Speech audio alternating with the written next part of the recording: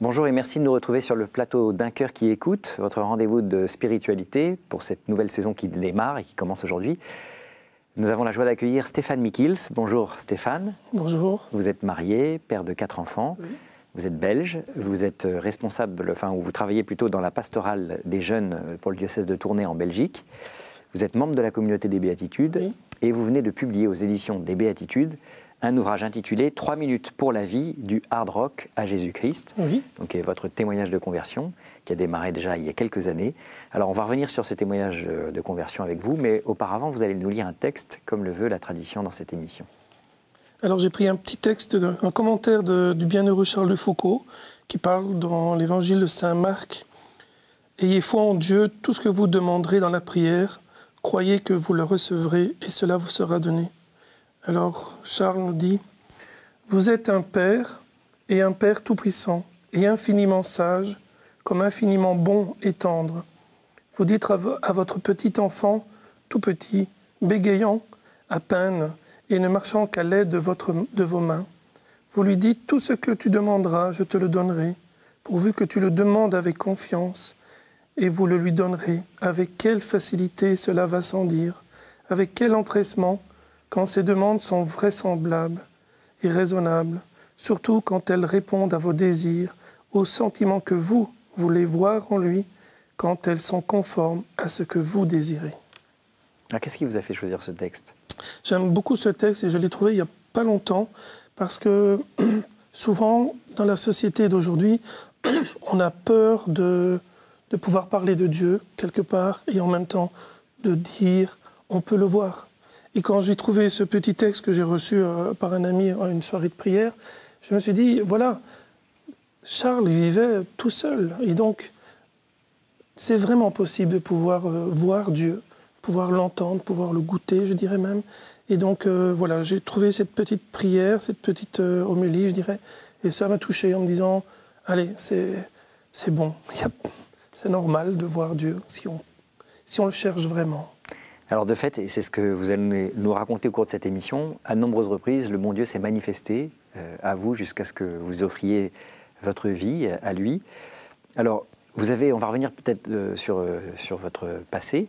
Vous êtes né, vous avez été élevé dans un contexte plutôt religieux, avec des parents plutôt pratiquants, en Belgique donc, mais à l'adolescence, vous allez suivre votre propre chemin, et ce chemin va vous conduire sur des chemins de traverse avec voilà, le heavy metal, une passion pour le heavy metal, le hard rock, et la moto. Racontez-nous un petit peu cette période-là. Je trouvais que entre ce que je voyais et entendais chez mes parents sur la religion, à l'église, les homélies, Jésus qui dit il faut s'aimer, se respecter, et la vie que je voyais au sein même de ma famille qui n'était pas toujours facile, même des moments difficiles avec mon père, il y avait beaucoup d'interdits et beaucoup de tabous. C'était vraiment... tu ne peux pas, c'était vraiment des commandements qui nous empêchaient en tout cas d'avoir la liberté, de pouvoir être libre, donc de pouvoir être heureux et évidemment de trouver le bonheur parce que Dieu était toujours représenté comme un Dieu juge et terrible. Pas d'amour en tout cas, que de la colère et on n'était rien, on était rien aux yeux de Dieu. Et donc quand le hard rock s'est présenté à moi dans les années 80, c'était la grande époque, que j'ai pu aller au concert, que j'ai pu voir ces groupes commencer à acheter la musique, je suis tombé amoureux, si je puis dire ça comme ça, parce que le premier concert que j'ai fait, j'ai ressenti du bonheur, une liberté, une joie d'être là au milieu de tous ces gens qui, si je peux le dire comme ça, c'était une grand-messe du hard rock, on communiait à la même chose sur une scène avec ces musiciens, voilà, c'était formidable, enfin, à l'époque. Alors vous rejoignez un club, le club des Moustiques, oui. Qui est un club de motards. Après votre service militaire, vous mettez en concubinage avec votre copine du moment et c'est l'occasion d'une rupture avec vos parents, en tout cas avec votre père. Oui. Installé avec votre copine, vous faites pour la première fois, à l'âge de 21 ans, l'expérience de la drogue. Qu'est-ce qui va faire que vous allez vous trouver empêtré dans cela? Comment c'est venu cette expérience déjà? Et puis qu'est-ce qui va faire que vous allez avoir du mal à vous en sortir? C'était mes 21 ans, donc j'aimais faire des soirées, j'avais des hangars, j'avais tout ce qu'il y avait, tout ce qu'il fallait pour faire une bonne soirée qui pouvait parfois durer 3 jours. Mais lors de mes 21 ans, un ami est venu, il m'a présenté de la drogue en me disant que, comme on entend parfois à gauche et à droite, hein, c'est bon, c'est naturel, il n'y a pas d'accoutumance, fumer un joint, c'est pas de la drogue. Voilà, parce que c'est une drogue douce, hein, il y en a qui disent ça encore aujourd'hui et c'est n'importe quoi. Mais moi, j'étais innocent. Et alors, quand je faisais la comparaison après mon premier joint, je me disais, eh ben, pour s'amuser, comme nous, on pensait qu'il fallait boire, hein, qu'il fallait être sous, eh ben, c'était plus économique, ça allait plus vite et en même temps, on descendait. Et puis comme mon copain m'avait dit, il n'y a pas d'accoutumance et que ce n'est pas de la drogue, je m'étais dit, ben, j'essaye, c'est bon, ça me donne une impression de bonheur, une impression de liberté, une certaine joie.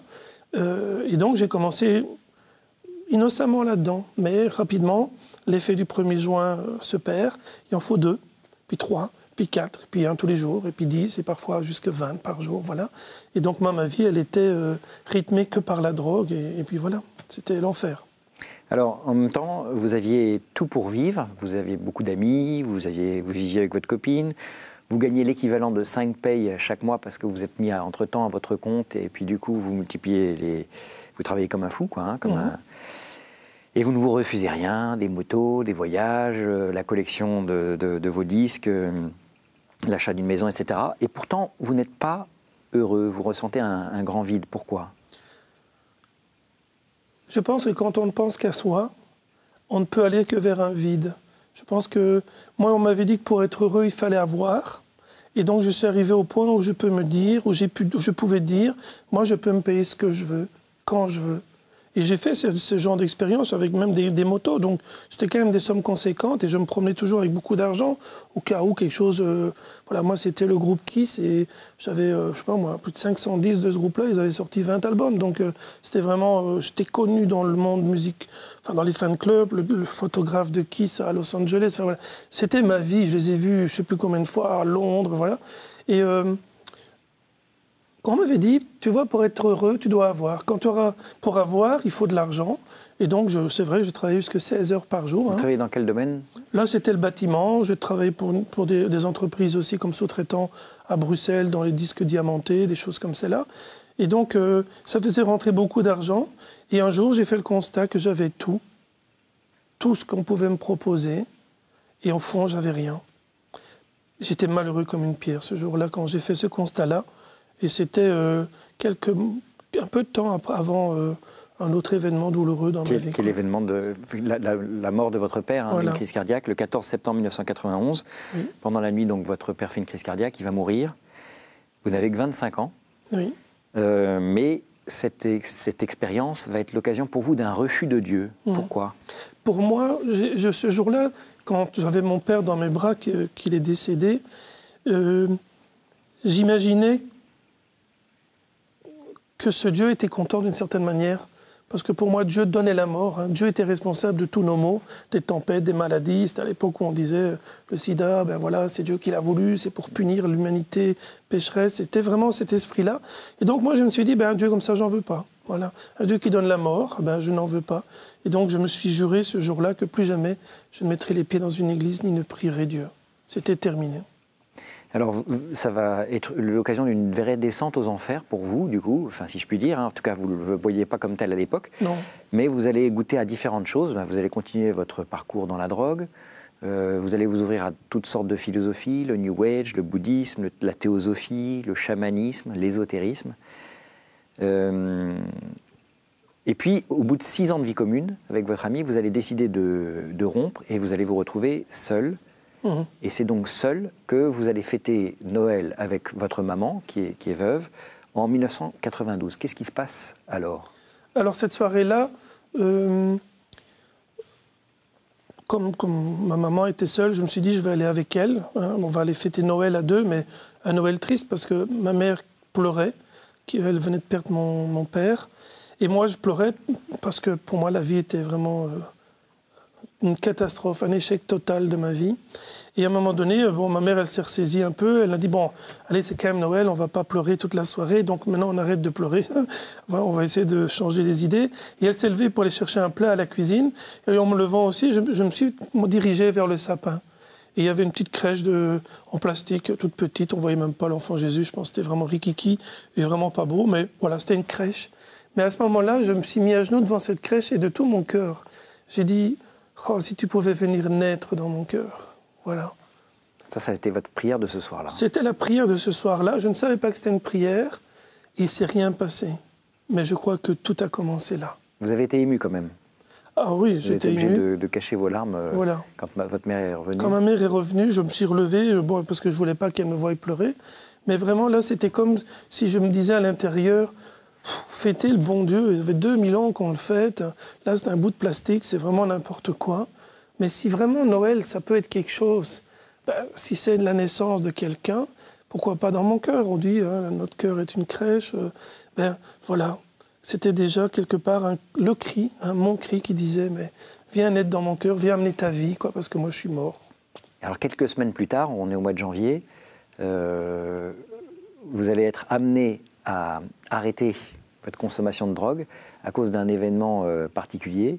Oui. La peur de voir une descente de flics débouler chez vous. Qu'est-ce qui s'est passé exactement? Voilà, c'est un jour où le téléphone a sonné et qu'un ami me disait, Mick, hein, c'était mon surnom à l'époque, fais attention parce que la gendarmerie, hein, à l'époque on avait 2 corps, la police, la gendarmerie, elle est chez un tel qui était le dealer de mon coin. Et donc tu risques que la gendarmerie arrive chez toi. Alors j'ai tout mis dans le feu. Par peur. Parce que vous aviez un gros stock chez vous? Pour moi, une barrette, c'était ça. Oui. Moi, j'appelais ça les chocolats Côte d'Or. Ça, c'était une barrette. J'en avais chaque fois plusieurs et des paquets d'herbes, du pollen, tout ce qui se fumait. Et sur le moment même, je me suis dit, mais moi, j'ai pas peur d'aller en prison. Peut-être qu'en prison, je trouverai le bonheur, la liberté, qui sait. Dans le monde entier, je l'ai cherché, je ne l'ai pas trouvé. Et donc, quand j'ai pensé à ma mère, je me suis dit, ça la tuerait de savoir que voilà, mon père vient de partir, moi je suis en prison, je crois que ça l'achèverait. Et donc je me suis dit, il faut que je jette tout ça, que j'élimine, parce que je peux aller en racheter le lendemain. L'argent n'était pas un problème, donc je remontais en Hollande, et puis voilà. Et en même temps que je mets tout ça dans le feu, j'ai vraiment senti comme une voix qui me disait, ben, c'est aujourd'hui, si tu veux être guéri, moi je peux te guérir. Et donc j'ai tout jeté, j'ai fermé la porte, je me suis dit, quand ça va monter dans la cheminée, s'il y a des oiseaux qui passent, ils risquent de... Enfin voilà, vous voyez, d'avoir un hécatombe d'oiseaux autour de ma maison, plus la cheminée qui faisait plein de fumée, parce qu'il y avait beaucoup. Et je me suis dit, si la police ou la gendarmerie descend, je vais te repérer, parce qu'à l'odeur, ça va être terrible. Ils ne sont pas venus. Ils ne sont pas venus.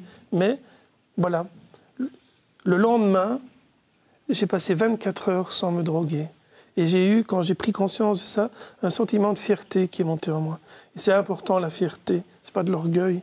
La fierté, c'est nécessaire parce que c'était la première fois que je ressentais ça depuis peut-être tout petit.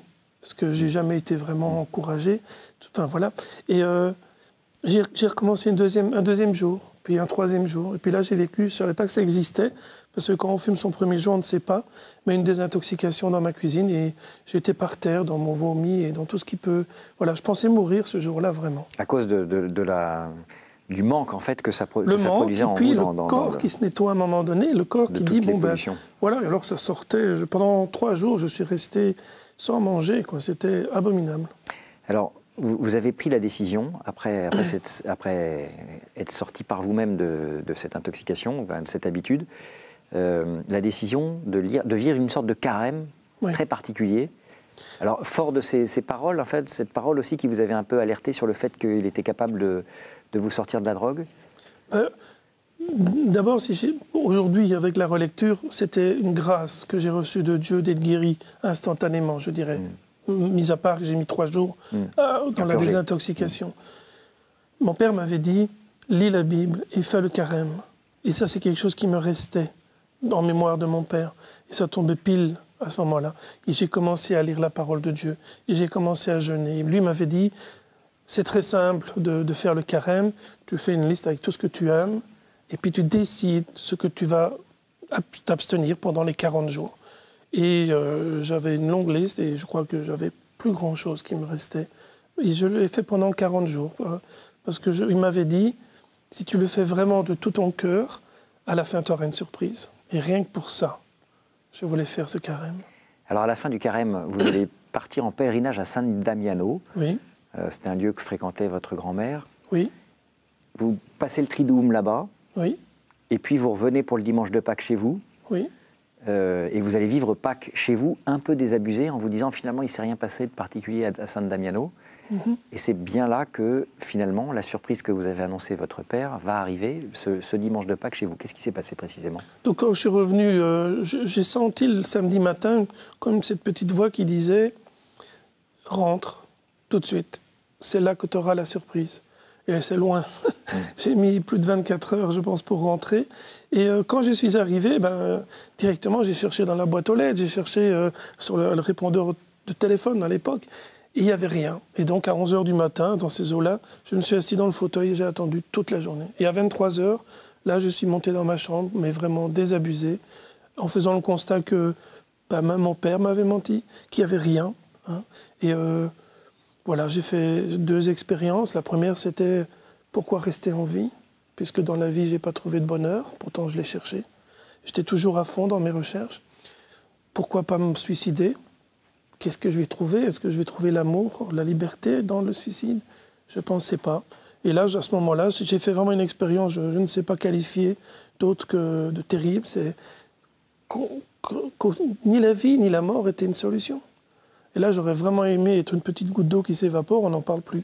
Mais cette petite goutte d'eau qui s'évapore, c'est un peu le monde du drogué. Hein, c'est le monde des bisounours, où on rêve sa vie au lieu de la vivre. Et là, voilà, j'étais dans mon lit à pleurer. Voilà, c'était la fin. Alors, qu'est-ce qui s'est passé? Alors, à ce moment-là, j'ai regardé un crucifix que mon père avait mis sur ma cheminée quelques années avant son décès, enfin même quelques mois. Et je ne sais pas. En tout cas, ce qui m'est monté au cœur, c'était 3 questions. D'abord, je me suis retrouvé dans le même état de colère que quand mon père est mort, face à Dieu. Et puis, en regardant ce crucifix, j'ai dit, pourquoi t'es mort? Le salut, hein, ça sert à quoi? Ça fait 2000 ans que t'es mort, qu'est-ce que tu peux pour moi? Il y en a qui te disent je t'aime, moi je ne sais pas dire je t'aime. Et encore moins un crucifié. Non, c'est pas possible. C'est pas naturel de dire ça. Et la troisième chose que j'ai dit, voilà, il y en a qui disent que tu es vivant, on dit à la résurrection, il est ressuscité. Si c'est vrai, cette histoire, viens maintenant. Parce que si tu viens pas, c'est que tu n'existes pas. Et à ce moment-là, il y a une présence qui s'est faite dans ma chambre. Je n'ai pas eu peur sur le coup, parce que je sentais, comme c'était la première fois, hein, mais une présence bienfaisante. Et alors j'ai vu mon péché d'un coup. C'est comme si je voyais le chemin de ma vie et un gros tas d'immondices, je vais dire ça comme ça pour pas dire autre chose. Et c'était le résultat de ma vie, de péché, où je n'avais fait que ma volonté, ne suivant que mes sens, mes instincts, mes désirs, ma convoitise. Et sur le moment même que j'ai vu mon péché, j'ai eu peur. Mais très rapidement, c'est comme si une main, il faut donner des images pour comprendre ce que j'ai vécu, parce que je pense que Dieu ne se dit pas, mais s'expérimente. Et donc, cette nuit-là, c'est comme si une main se mettait devant mon péché et je sentais la miséricorde, que de la miséricorde. Et à ce moment-là, j'ai entendu au fond de mon cœur, Stéphane, je t'aime. Et ça m'a cassé, parce que moi, j'étais quelqu'un de très incrédule. Tu peux me dire tout ce que tu veux, prouve-le-moi. Et si tu arrives vraiment à me convaincre, j'adhère. C'est pour ça que je suis rentré dans New Age. Parce que voilà, au bout d'un moment, je disais, c'est beau tout ce que vous me dites, mais ça me laisse vide. Et souvent, ce que vous dites de beau, vous ne le vivez pas. Donc, moi, je cherche quelque chose où je vais voir des gens vivre pour adhérer à ça. Mais moi, j'étais dans ma chambre, mais voilà, c'était les graines semées dans mon enfance, certainement par mes parents. Et à ce moment-là, quand j'ai senti Stéphane, je t'aime, j'ai plus bougé, je me suis dit, waouh, qu'est-ce qui se passe ici? Et j'ai entendu 3 questions au fond de mon cœur qui me montaient. Parce que Dieu est là, en fait, hein, mais je ne savais pas. Et leur première question, c'était, Stéphane, es-tu prêt à pardonner à tous ceux qui t'ont fait souffrir? Et il y en avait beaucoup. Mais j'ai dit oui, je leur pardonne de tout mon cœur. Ensuite, la voix a repris en disant, Stéphane, es-tu prêt à te pardonner? Et je me suis dit, qu'est-ce que j'ai fait? Alors là, j'ai eu une belle liste. Et j'ai revu tous mes péchés. Mais pas dans une autre dimension que miséricordier. Il y avait quelque chose de la miséricorde. Tout ça, c'est vrai que tu l'as fait, mais c'est rien comparé à moi, quoi. Mais voilà. Alors j'ai dit, ben oui, je me pardonne de tout mon cœur.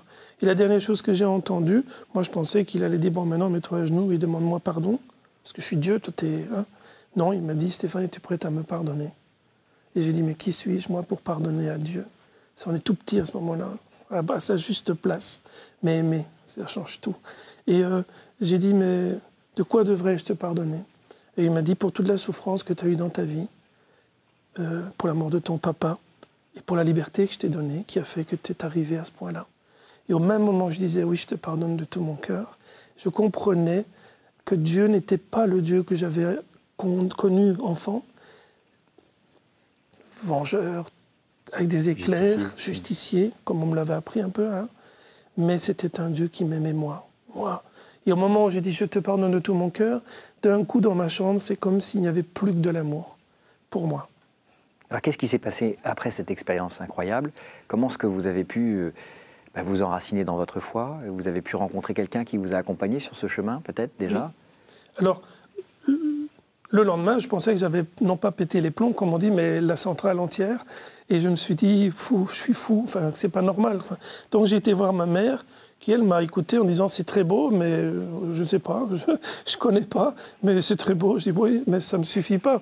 Et alors, comme j'étais indépendant, je pouvais me permettre de faire ce que je voulais de mon temps. Et un jour, j'ai conduit ma sœur, où elle avait une formation comme professeur, et j'ai vu un endroit où il y avait des statues de Saint-Jean, une Marie, une croix. Un calvaire. Hein. Un calvaire.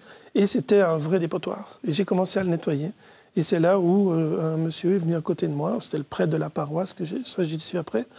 Et le père Jacques Misson, qui est jésuite à Bruxelles, qui m'a demandé ce que je faisais là. Et puis qui m'a écouté petit à petit, patiemment, toutes les semaines, 3-4 fois. Et au bout de quelques temps, comme ça, lui m'a encouragé en disant « Non, tu n'as pas pété les plombs, regarde tel témoignage, telle personne, regarde dans la Bible, c'est Dieu. C'est peut-être beaucoup, mais c'est Dieu, ça va diminuer, tu vas voir. » Bon, c'est pas après 20 ans, mais c'est grâce à lui que j'ai atterri, que j'ai digéré mon expérience et qui a fait la suite de mon chemin. Alors, on ne va pas pouvoir trop évoquer la suite du chemin, je suis un peu désolé, mais je vois le temps qui passe. De fait, il s'est passé beaucoup de choses que vous racontez dans votre livre, hein, 3 minutes pour la vie du hard rock à Jésus-Christ. Vous avez pris à la lettre une parole que vous avez reçue, va, vends tous tes biens et donne-les aux pauvres, et suis-moi. Et vous avez vraiment tout vendu, effectivement, tout donné. Vous l'avez fait de manière très, très concrète. Vous avez ensuite, après bien des discernements, rejoint la communauté des Béatitudes, où vous avez rencontré votre femme de manière très providentielle aussi, tout ça c'est dans le livre. Ça fait donc quelques années, vous êtes marié en 97, tout à fait. Vous avez eu 4 enfants. Quel regard portez-vous sur vos enfants aujourd'hui, après avoir vécu ce que vous avez vécu? Quelle éducation notamment vous leur avez donnée à ces enfants? Alors, à la différence de mes parents qui m'obligeaient, mes enfants, je ne les oblige pas, mais évidemment, je les encourage fortement à aller avec nous, ça c'est sûr. Mais demandez-leur, et je ne pense pas qu'ils pourraient vous dire qu'ils sont vraiment liés et obligés d'y aller. Ils sont contents d'aller à la messe, c'est sûr qu'on a de la chance d'avoir un prêtre vraiment super pour une paroisse dynamique, qui aime les jeunes, qui vraiment fait plein de choses. Il y a des groupes de prière dans notre coin, dont avec ce prêtre-là. Alors les jeunes, mes enfants, ils vont tous les 4. Il y en a 2 qui vont dans une école, dans une autre ville, à Moucron. Et ils ont aussi la chance d'avoir ce petit groupe de prière. Et les 2 autres, voilà. Et donc, petit à petit, la plus grande commence à aussi être responsable d'autres jeunes. Et elle rentre là-dedans. Et je leur ai fait découvrir que Dieu répond à nos prières. Pour ça, il faut l'aimer. Il ne faut pas bien mettre des bougies et bien mettre sa pièce. Mais il faut l'aimer et donc avoir une vie qui va avec l'Évangile. Des choix, voilà, qui les amènent vers la rencontre de Dieu. Et une fois qu'on a fait ça, j'ai plus de soucis, moi. Donc, sachant que vous habitez Tournai, hein, vous résidez toujours en Belgique. On va malheureusement donc devoir terminer cette émission. J'ai quelques questions rituelles que je pose à chacun de mes invités. La première, quel conseil donneriez-vous à quelqu'un qui vous dirait « j'ai envie de rencontrer Dieu, par quoi dois-je commencer ?» Se détacher de tout, pas spécialement en donnant tout, hein, spécialement, mais vraiment de ne pas avoir d'attache. Parce que tant qu'on a des attaches, même avec des lunettes, hein, on ne peut pas vraiment aller vers Dieu. Et une fois qu'on a comme ça tout donné, je dirais, on peut arriver au point où se mettre à genoux et chercher Dieu en vérité, à travers les gens qu'on va rencontrer, à travers l'Évangile, l'Église, les sacrements, mais aussi dans le cœur à cœur. Parce que c'est dans la chambre qu'on le rencontre. Hein. C'est une parole aussi de l'Évangile. Et donc, si quelqu'un décide de se mettre à la recherche de Dieu en vérité, il va le rencontrer et il sera heureux. Parce que je crois que le but de chacun, de notre vie en tout cas, c'est d'être heureux et d'essayer de rendre heureux aussi. Quel est votre héros, votre saint, la personne que vous trouvez admirable? Bon, il y en a beaucoup, mais j'aime beaucoup la petite Thérèse. Au jour du jugement, qu'aimeriez-vous que Dieu vous dise? Alors, je vais changer, ce sera le jour de la miséricorde. Parce que Thérèse, elle disait on peut être jugé sur le jugement ou la miséricorde. Moi, j'irai dans la salle de la miséricorde, c'est plus facile. Je crois que quand je serai enfin là-haut, je crois que c'est le plus dur, c'est de rester après avoir fait cette expérience, comme les saints le disent, mais je crois que ce sera mon enfant bien-aimé, viens, il rentre dans la joie du Père. Voilà. Merci beaucoup Stéphane. Merci à vous. Je rappelle que vous êtes belge, marié, père de 4 enfants, membre de la communauté des Béatitudes, engagé dans la pastorale de votre diocèse, la pastorale des jeunes du diocèse de Tournai en Belgique. Oui. Je rappelle également donc, le titre de votre ouvrage et qui donne donc, ce témoignage de conversion qui s'intitule « 3 minutes pour la vie, du hard rock à Jésus-Christ » et c'est publié aux éditions des Béatitudes. Merci encore d'avoir accepté notre invitation. Merci à vous. Ceux qui souhaitent revoir cette émission peuvent le faire en allant sur notre site internet ktotv.com. Sinon, nous nous retrouvons la semaine prochaine pour une nouvelle émission.